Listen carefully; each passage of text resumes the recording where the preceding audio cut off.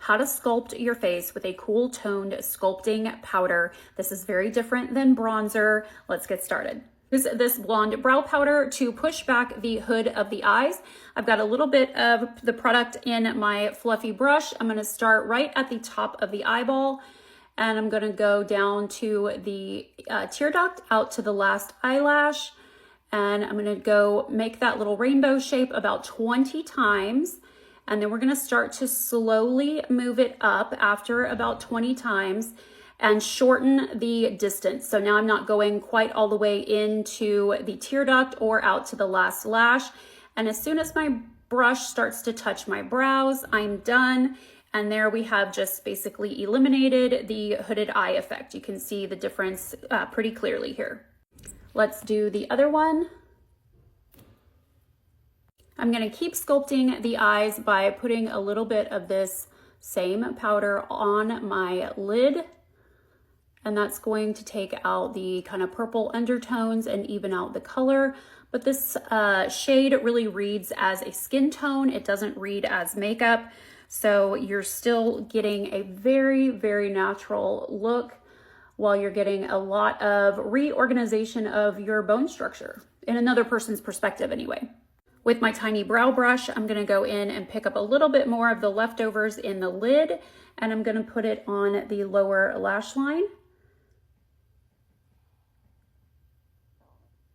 And you could probably do this if your brush is skinny enough, we could probably just take the brush underneath. Yeah, that's gonna do it a lot faster than that teeny tiny skinny brush.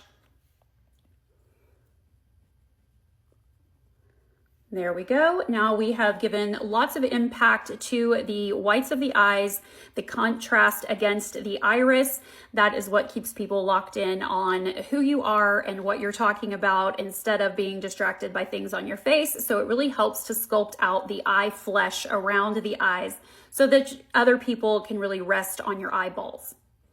We'll keep moving down the face with the leftovers on the brush because you really can't have very much of this product on the brush when you do your nose. You can make a big mess very quickly if you go too far. So it's a good idea to practice this when you don't have anywhere to go. I'm gonna go across the saddle and then I'm gonna make a V shape on my nose. And you really should just barely be able to tell that the product is there. When you pull back and you look into your own eyes, you shouldn't see the product. You should just see the slimming of the nose. Let's give the cheeks a little bit of a cutout. I'm gonna take just a tiny bit more of the product, use the lid to control the product in your brush. And I'm gonna start at the bottom of this curve of hair right here. So this is where bronzer would start. Your contour is gonna start just a little bit closer to the ear at the bottom of that curve of hair right there. And it's gonna go just below the apex of the cheek. And when you get that line on there, you're going to have to soften it, okay? So now we're gonna go back in and just kind of buff it out a little bit so that it doesn't look quite so obvious. And we'll do the other side as well. Next, we're gonna take the leftovers of the brush and we're just gonna go around the outside of the lips. There really isn't very much product left in here, so we should just get a very, very slight shadow around the edge of the lips. If you have to pick up more on the brush, be sure to control it and knock off the excess, or use a piece of paper and put a little bit of the powder on the paper so that you have a really clear idea of how much is in the brush. Taking it right out of the container can be a little scary. If you're using a pressed powder, that is a little bit easier. Now that we've got the face kind of sculpted out, we can go in and add some bronzer to warm up the face.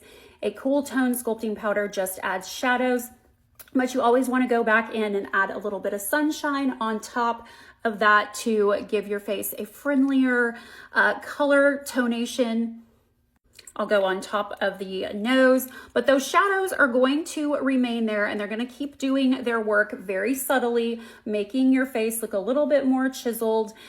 This certainly isn't right for everyone, but if you've never tried it, I would encourage you to check out our blonde brow powder, which does so much more than our brows. It's right here in my TikTok shop. I added blush, lip gloss, and mascara, and we have a complete look almost exclusively with one perfectly colored product.